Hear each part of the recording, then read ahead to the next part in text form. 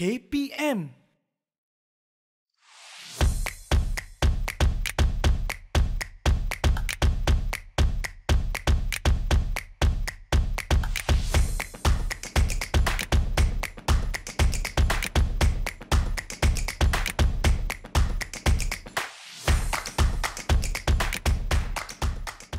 Assalamualaikum, salam sejahtera penonton Didik TV KPM. Anda sedang menonton Bina Upaya Guru bersama saya, hos anda, Nisa K. Di mana program ini kita akan berkongsi dengan lebih lanjut perjalanan mahupun hala tuju seseorang guru dalam pada mereka ingin menjadi guru biasa ataupun menjadi pensyarah mahupun terlibat di bahagian pentadbiran dan sebagainya. Tajuk kita hari ini, kita nak bincangkan mata kredit pembangunan profesionalisme berterusan ataupun MyPPB, dan panel yang akan berbincang dengan lebih lanjut tentang topik kita ialah Puan Azila Syahrani, Ketua Penolong Pengarah Unit Pembangunan Standard Program Latihan Sektor Standard Keguruan Bahagian Profesionalisme Guru KPM. Selamat datang Puan. Ya, terima kasih Nisa. Terima kasih kerana sudi bersama-sama dengan kami di Bina Upaya Guru. Berbalik kepada tajuk kita MyPPB. Jadi antara perkara yang saya pasti dititik beratkan oleh KPM ialah pembangunan modal insan dalam kalangan guru juga pegawai perkhidmatan pendidikan. Ini adalah antara saya fikir sesuatu yang sangat-sangat ditekankan, dititik beratkan. Jadi saya faham KPM mempunyai dasar berkaitan dengan latihan untuk pegawai KPM melibatkan semua-semua peringkat. Jadi mungkin Puan Azila boleh jelaskan secara ringkas tentang dasar yang saya sebutkan sebentar tadi. Silakan Puan. Okey, terima kasih Nisa. Sebenarnya di KPM kita menyambut dasar latihan daripada Jabatan Perkhidmatan Awam. Jadi di KPM saja kita ada satu yang kita panggil dasar latihan sumber manusia KPM, di mana setiap warga KPM, tak kiralah guru ke, pensyarah ke, staf ke, pegawai, memang perlu penuhi, iaitu sebenarnya keperluan minimum 5 hari berkhusus ataupun 5 hari latihan. Jadi yang itu terpakai untuk semua warga KPM. Jadi kami sebenarnya ada 500,000 orang. 500,000 seluruh Malaysia? Ya, seluruh Malaysia. Jadi alhamdulillah lah sejak beberapa tahun kebelakangan ni pencapaian prestasi latihan dalam warga KPM hampir 100%. Yang 5 hari berkhusus tu sejak 2019 tu memang alhamdulillah lah. Ini satu berita yang sungguh-sungguh baik kerana 500,000 orang guru bukannya satu jumlah yang kecil, sangat besar dan tanggungjawab melibatkan mereka dalam program-program yang telah disusun ini sangat-sangat besar ya Puan. Jadi saya faham maksudnya dasar ni menghuraikan penetapan berkaitan latihan dan keperluan latihan yang perlu diikuti oleh semua pegawai di KPM. Jadi apa sebenarnya keperluan latihan yang dinyatakan di dalam dasar yang Puan sebutkan tadi? Keperluan latihan tu dia aja nyatakan jenis-jenis latihan yang kita boleh hadiri, macam mana kita terjemahkanlah latihan yang kita hadiri itu dalam bilangan jam. Jadi sebenarnya bila kita kata 5 hari latihan tu, satu hari itu bersamaan dengan 6 jam. Jadi kita boleh kumpul 6 jam tu tak semestinya sekali harung. Kita tak perlu duduk macam khusus 1 hari atau 3 hari berturut-turut. Kita boleh mungkin sehari 2 jam, hari lain lagi 3 jam. So kita kumpul-kumpul dalam setahun. Kalau 5 hari itu 30 jam lah. 30 jam. Itulah maknanya semua orang memang kena hadiri macam mana sekalipun. Kita galakkanlah. Baik. Ini adalah satu orang kata sumber ataupun laluan untuk mereka meningkatkan lagi kualiti peranan masing-masing. Baiklah. Apakah keperluan khusus yang KPM telah tetapkan untuk guru-guru juga? Okey, dia kalau kita tengok di dasar latihan di KPM ni, sebab kita ada warga KPM yang bukan guru dan juga guru. Jadi yang 5 hari ni terpakai untuk semua. Tetapi untuk guru sebenarnya kita ada sedikit yang tambahan lah, yang kita panggil mata kredit. So mata kredit ni kita terjemahkan jugalah daripada bilangan hari berkhusus ni, sebab sebenarnya sebagai pendidik lah, kita ingin menggalakkan pembangunan diri kita sendiri. Sebelum kita boleh membantu ya, betul, membantu. Maknanya bila kita cakap tentang lifelong learning lah, pembelajaran sepanjang hayat kepada murid-murid kita pun sebenarnya perlu menjadi duta kepada prinsip tu. Betul, kita sendiri menjadi contoh. Ya, betul. Murid-murid di sekolah melihat guru-guru di sekolah sebagai suri teladan. Ya, betul. Saya kira kalau guru itu seorang yang sungguh bakatnya pelbagai. Mesti murid-murid pun rasa macam wah, tengok guru-guru tu semua kan. Jadi ini adalah cara bagaimana mereka nak meningkatkan lagi potensi diri masing-masing. Bagaimana sebenarnya mereka ingin melibatkan dengan program yang ataupun dasar yang telah ditetapkan ataupun disusun oleh KPM? Dia kalau program ni dia ada yang kita anjurkan di peringkat kementerian sendiri. Baik. Ataupun kadang-kadang Jabatan Pendidikan Negeri pun boleh menganjurkan program-program latihan di Pejabat Pendidikan Daerah. Dan sekolah-sekolah sendiri pun sebenarnya boleh. Kalau di peringkat kementerian selalunya yang melaksanakan latihan ialah Institut Pendidikan Guru dan juga Institut Aminuddin Baki. Dan kalau untuk bahasa Inggeris kita ada English Language Teaching Center lah. Mereka adalah orang kata institusi yang menyediakan program-program latihan yang boleh dihadiri oleh warga kita. Baik, ada limitasi tak dalam setahun tu berapa ramai peserta? Oh, tak ada. Tak ada. Dia sebenarnya lebih ramai, lebih banyak hari, lebih bagus. Lebih ramai, lebih bagus, dan ini adalah peluang yang orang kata apa, tidak perlu, janganlah kita lepaskan untuk peningkatan kualiti kendiri. Baiklah, kita akan berbicara dengan lebih lanjut tentang MyPPB, tetapi sebelum itu kita nak rehat seketika. Jangan ke mana-mana, kembali selepas ini ke Bina Upaya Guru Didik TV KPM.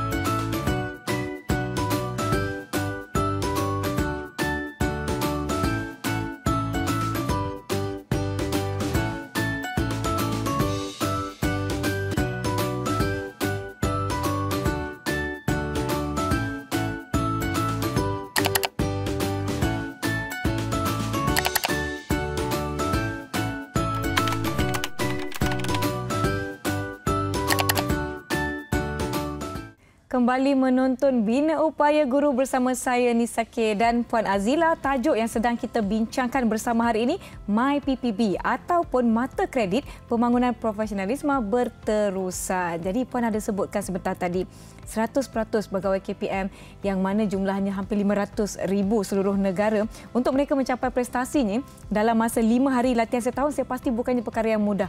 Nak handle 500,000, ini adalah satu tugas yang sungguh-sungguh besar, saya pasti. Dan warga KPM juga, saya pasti mereka sangat memahami, mereka juga menghayati kepentingan untuk menghadiri latihan ini setiap tahun. Adakah mereka menghadiri setiap tahun? Ya, setiap tahun. Setiap tahun. Jadi memastikan pembangunan kompetensi masing-masing, membolehkan kejayaan pencapaian sasaran hampir 100% sepanjang 5 hari latihan. Jadi selain daripada keperluan 5 hari ini kan Puan, KPM juga ada dasar latihan lain yang perlu para guru penuhi. Contohnya Pegawai Perkhidmatan Pendidikan ataupun MyPPB kita ni. Boleh Puan Azila ceritakan sedikit apa pula MyPPB ni? Ramai masih tak faham kenapa ia dijalankan. Apa sebenarnya MyPPB ni Puan? Kita ada 500,000 warga di kementerian kita dan sebenarnya daripada 500,000 tu 420,000 tu sebenarnya adalah dalam kalangan guru ataupun pegawai perkhidmatan pendidikan. Jadi kita faham kan guru-guru kita ni dia ada di merata-rata seluruh pelosok, pelosok negara. Ada yang mungkin di bandar, di luar bandar, ada yang mempunyai akses kepada sumber-sumber ataupun internet, ada yang tidak ada. Jadi untuk membantulah, untuk membantu mereka, kementerian sebenarnya menyediakan satu orang kata inisiatif iaitu yang kita panggil Mata Kredit Pembangunan Profesionalisme Berterusan, di mana kita memberi mereka orang kata alternatif ataupun jenis-jenis latihan yang mereka boleh lalui yang tidak tertakluk kepada orang kata, sebab bila orang tengok kursus orang ingat macam perlu hadir berkursus, pergi bengkel, duduk hadir 2-3 hari, pagi, petang, tapi sebenarnya tafsiran latihan tu ada banyak jenis. Ya, jadi dalam MyPPB ni kita ada pelbagai aktiviti yang mereka boleh lalui. Yang penting mereka penuhi 42 mata kredit. Itu yang minimum mata kredit. untuk guru. Kalau tanya apa macam mana tu nanti kita bolehlah ceritakan. Boleh jelaskan dengan lebih lanjut. Tapi apa perbezaan antara 5 hari berkursus yang disebutkan tadi dengan 42 mata kredit setahun? Okey, macam sebab 5 hari berkursus tu dia terpakai untuk semua warga KPM, guru dan bukan guru ya. Jadi 5 hari tu dia pun ada pelbagai jenis aktiviti jugalah. Cuma untuk mata kredit ni sebab kita nak menggalakkan guru-guru kita supaya bila dia hadir latihan, dia tidak fokus kepada satu atau dua jenis latihan je. Dia sebab bila kita sediakan 13 aktiviti, bukan sediakanlah, kita beri makluman kepada mereka ada 13 jenis aktiviti yang mereka boleh ambil kira sebagai latihan. Jadi kalau boleh kita nak dia hadir dalam 13 ni bukan tertumpu kepada satu atau dua. Kalau boleh kepada pelbagai jenis aktiviti untuk cukupkan mata kredit dia dan pada masa yang sama memenuhi 5 hari berkursus. Oh, jadi jelas ya penonton di rumah mengenai beza tentang yang 5 hari setahun dengan 42 mata kredit, dan saya pasti dengan peningkatan kualiti mereka sebagai seorang guru daripada individu kepada peringkat sekolah dan sebagainya di hadapan murid-murid menjadi suri teladan kepada seluruh warga sekolah, bukan sahaja murid-murid, mungkin kepada rakan sekerja kampuan. Mungkin yang lain tengok macam dah ada peningkatan dalam kualiti kerja dan sebagainya. Puan Nazila dia menyebutkan tentang MyPPB ni dilaksanakan untuk kita bantu untuk memudahkan juga guru-guru serta pegawai perkhidmatan pendidikan menyertai atau melaksanakan pelbagai jenis aktiviti. Kita ada sebutkan tentang aktiviti latihan melalui pelbagai platform ataupun dilakukan dengan pelbagai jenis kaedah yang bersesuaian mengikut keperluan. Apa maksud kaedah yang bersesuaian tu, Puan? Apa perbezaan latihan-latihan yang dia adakan? Ya, selalunya yang penting latihan itu perlulah macam orang kata ada hala tuju lah. Betul. So kita ada macam kalau kita nak kata, kita ada macam kita kelompokkan latihan ni kepada 3 jenis ya. Satu ialah latihan secara berstruktur. Maknanya mereka menghadiri kursus, menghadiri bengkel ataupun mereka boleh macam menghadiri latihan secara online, e-learning. Tapi pada masa yang sama kita juga ada satu kelompok yang kita klusterkan latihan ni sebagai macam orang kata pembelajaran secara kendiri. Sekendiri. So kalau kendiri ni contohnya seperti pembacaan buku ataupun dia boleh secara pemerhatian boleh tak, Puan? Boleh. Secara pemerhatian. Dia sebenarnya ada lagi satu yang kita kata secara community. Secara community maknanya kita belajar melalui rakan sejawat. Kita ada bimbingan dan pementoran ataupun coaching and mentoring. Dan kita juga ada yang kita panggil community pembelajaran profesional atau professional learning community, di mana guru-guru kita bekerjasama dalam mungkin satu kumpulan dan mereka boleh berkongsi ilmu, berkongsi pandangan untuk orang kata apa-apa urusan ataupun isu-isu ataupun maklumat terkini tentang pengajaran dan pembelajaran mereka dan untuk mereka tingkatkan kompetensi mereka supaya orang kata sesuailah dengan apa yang diperlukan pada masa kini. Betul tu. 5 hari berkursus ni adakah ia melibatkan guru-guru dari pelbagai tempat ataupun dalam setempat sahaja komuniti? Dia boleh. Dia sebenarnya bila kita kata 5 hari berkursus tu, dia tak semestinya pada dalam kalangan guru yang berada satu tempat. Dia boleh juga daripada pelbagai sekolah. Dan boleh juga kalau sekarang ni kita sentiasa dalam talian kan. So kita ada mungkin kelompok komuniti guru yang mungkin berhubung antara satu sama lain melalui dalam talian. Tetapi ada juga yang kita galakkan yang mungkin lebih sesuai dia buat secara sendiri. Sebab ada benda yang mungkin dia nak belajar sendiri, tapi pada masa yang sama bila dia dah belajar kita galakkan untuk dia kongsi pula. So berkongsi tu macam-macam platform lah. Saya suka apabila kita belajar meningkatkan kualiti diri, kemudian kita berkongsi pula dengan orang lain untuk memanjangkan lagi manfaat yang ada. Baiklah, kita akan beristirahat seketika. Yang di rumah jangan ke mana-mana. Kembali selepas ini ke Bina Upaya Guru di Didik TV KPM.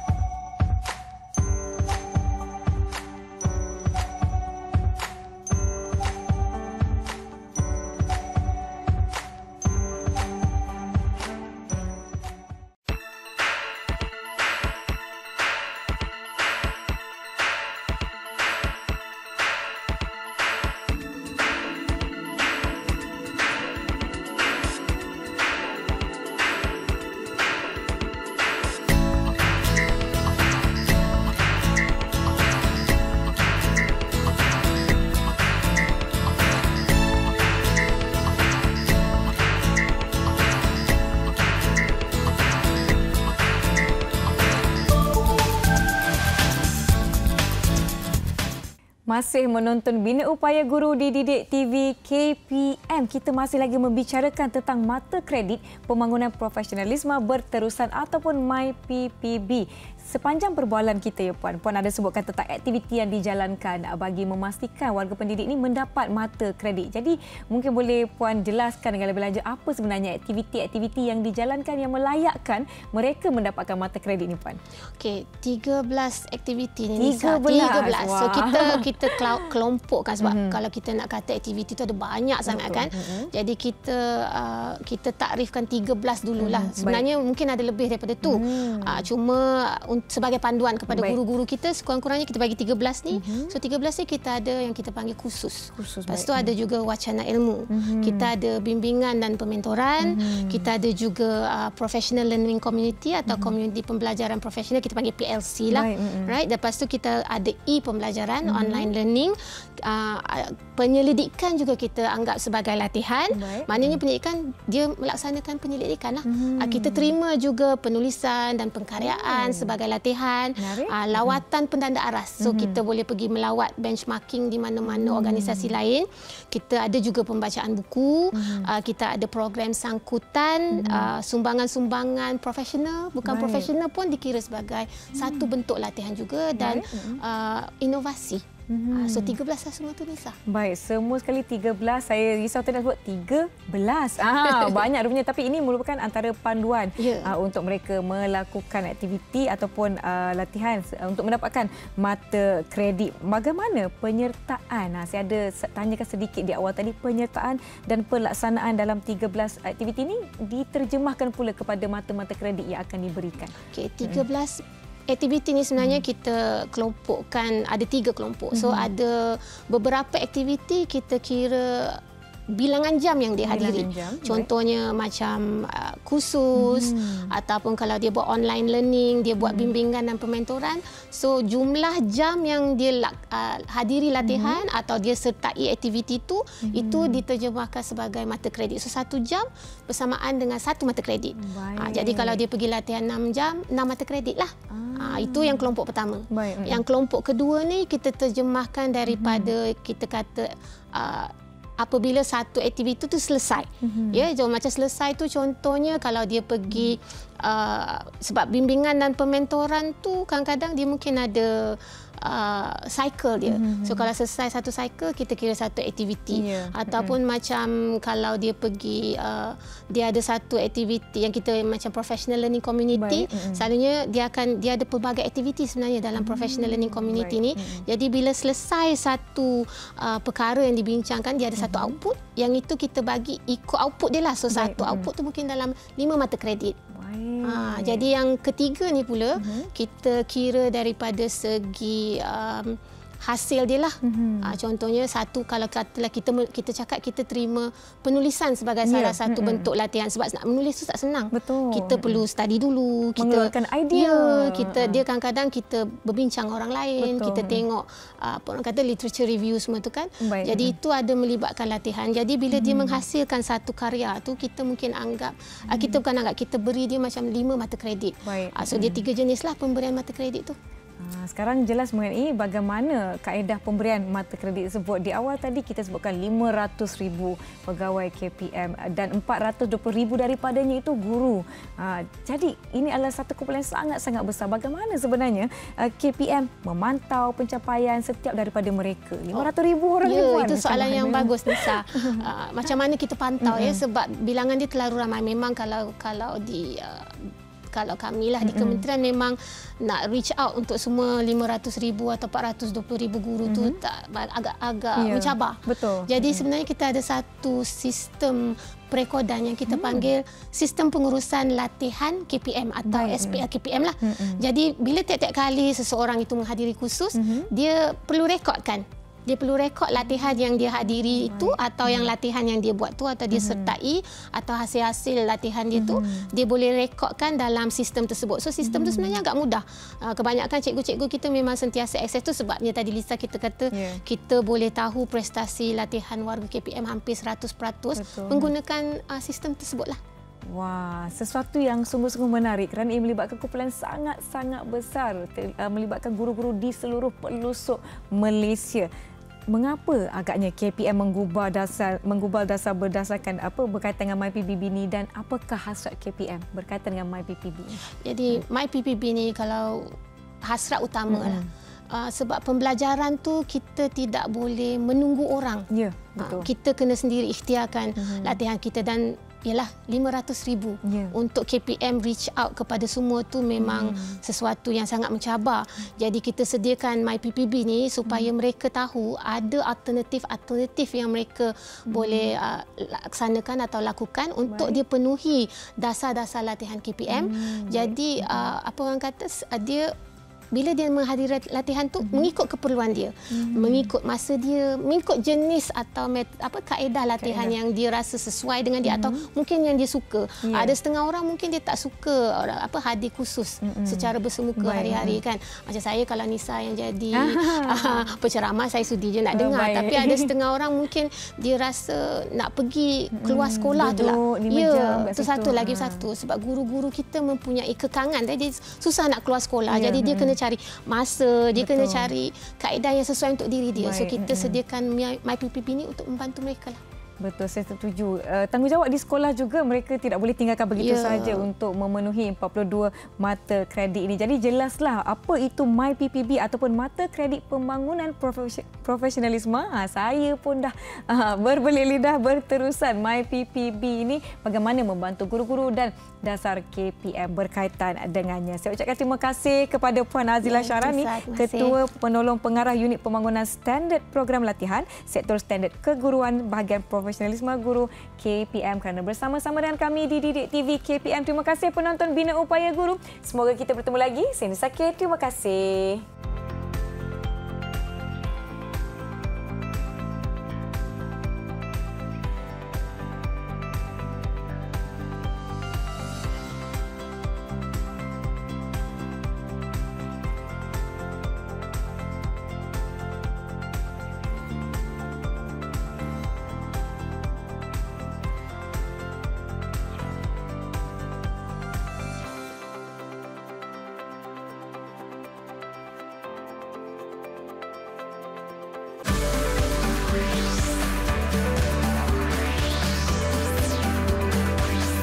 Didik TV KPM.